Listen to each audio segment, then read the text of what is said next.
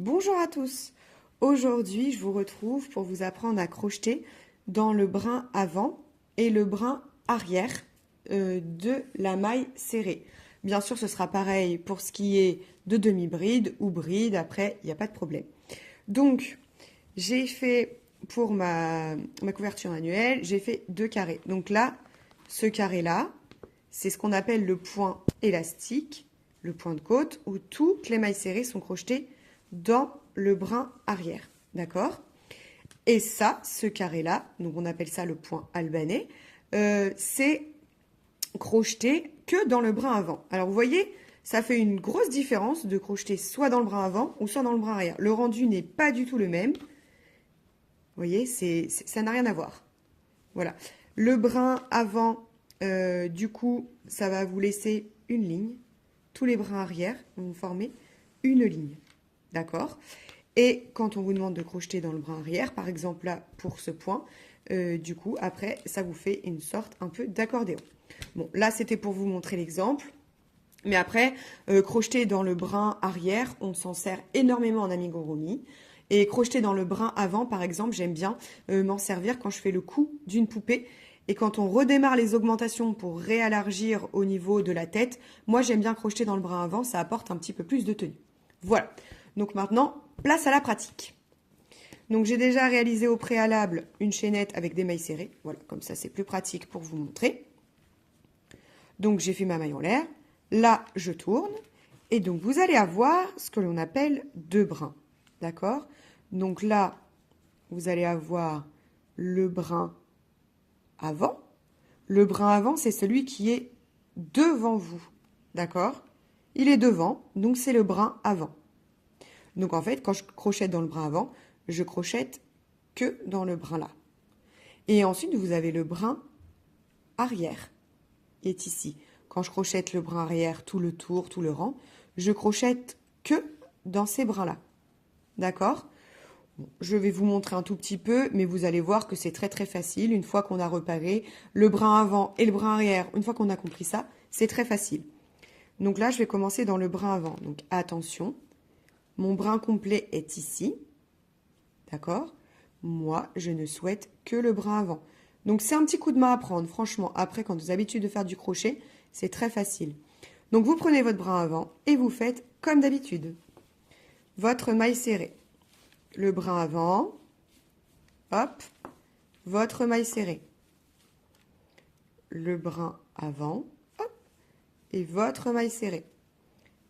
Je vais vous montrer encore une fois et je vais vous montrer après avec bride et demi-bride pour vous prouver que ça ne change rien. Le bras avant, hop, une maille serrée. D'accord? Et donc là, on a ma ligne qui commence à se former comme sur mon carré violet. D'accord? Bien sûr, là par exemple, pour le carré violet, le point albanais, j'ai crocheté en aller-retour dans le brin avant, tout le temps. Donc voilà, ensuite je vais vous montrer aussi ce que ça donne avec des brides et des demi-brides. Voilà, pour vous montrer que c'est exactement la même chose. Hop, donc demi-bride et bride, c'est sur ma chaîne YouTube dans les bases de débutants si vous voulez voir. Donc là, demi-bride, je fais pareil que le brin avant. Parce que c'est possible quand vous allez faire des vêtements ou des choses comme ça qui vous demandent ce genre de point. Hein? Donc voilà. Donc c'est pareil, j'ai mon liseré, sauf qu'en fait, c'est en demi-bride. Je vous montre la bride. Voilà, une fois que vous aurez compris le concept, hein, voilà. Je ne sais même pas si vous allez regarder la vidéo jusqu'au bout. D'ailleurs, dites-moi en commentaire si vous avez regardé la vidéo jusqu'au bout. Donc là, je fais des brides, hop, et c'est exactement la même chose, sauf qu'en fait, c'est le point qui est différent. Vous voyez, maille serrée, on est plus petit, on augmente avec les demi-brides, et voilà les brides. Mais derrière, ça n'a rien changé. J'ai toujours mon liseré de brin arrière.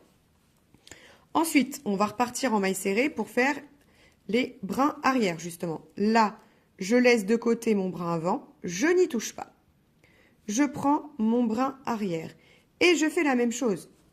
Je fais mes mailles serrées, mais que dans le brin arrière. Hop. Donc vous allez avoir apparaître, si vous crochetez en ligne, qu'une fois vous allez voir apparaître votre ligne devant, d'accord, de brin avant. Donc, par exemple, à part pour le point de côte, voilà, comme je vous ai montré là, le point élastique, vous avez besoin tout le temps. Sinon, en amigurumi, on vous demande parfois de crocheter que dans le brin arrière pour garder le brin avant disponible et pouvoir recrocher dedans. D'accord? Donc là, c'est le même concept hein, pour demi-bride. Vous avez compris. On fait la même chose. Voilà. OK? Vous avez toujours votre ligne. Donc, par exemple, quand on vous demandera, crocheter dans le brin avant, par exemple, du tour 10. Je pique dans mon brin avant. Je prends mon fil. J'insère mon fil. Et en fait, après, vous allez crocheter tout naturellement dans... Hop, vous bloquez votre fil comme ça. Et vous allez crocheter tout naturellement dans le brin avant. Tout simplement. C'est tout. Voilà. Voilà à quoi cela nous sert de crocheter dans le brin avant ou dans le brin arrière. Et voilà. Et par exemple, quand vous faites des poupées, des amigurumi, vous avez par exemple votre poupée, et là, vous lui confectionnez une robe, et ben le rendu est plutôt propre. Voilà, ça évite de rajouter des choses par-dessus et tout. Là, on crochette directement. Ça apporte une sécurité pour les jouets enfants.